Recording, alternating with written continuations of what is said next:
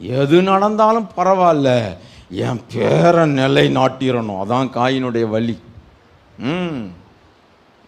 இன்னைக்கு தமிழ்நாட்டில் இருக்கிற பல ஊழியங்களை சொல்லலாம். ஆரம்பிக்கும் போது தேவ ராஜ்யத்தை கட்டுவதற்காக ஸ்தாபிக்கப்பட்ட ஊழியம் போலத்தான் தெரிஞ்சிச்சு. ஆனா கடைசியில் முடியும் போது ஆண்டவர் பார்த்து என்ன சொல்லுவார்? காயின் வழியில நடக்கிறீங்களா அப்படின்னு கேட்கிறாருன்னா என்ன அர்த்தம்? நீ யாருக்கு கட்டுன? உனக்கு கட்டுனியா இல்ல எனக்கு கட்டுனியா? ஏன் இன்னும் தேசத்துல எழுப்புதல் வரல? எத்தனை எழுப்புதல் கூட்டங்களை தேசம் சந்திச்சிருச்சு, எத்தனை சுகமளிக்கும் கூட்டத்தை தேசம் சந்திச்சிருச்சு. எழுப்புதல் எழுப்புதல் எழுப்புதல்னு எத்தனையோ வருடமா பேசி பேசி சபைகளுக்கு பஞ்சல. ஆனா இன்னும் ஏன் மாற்றம் வரல?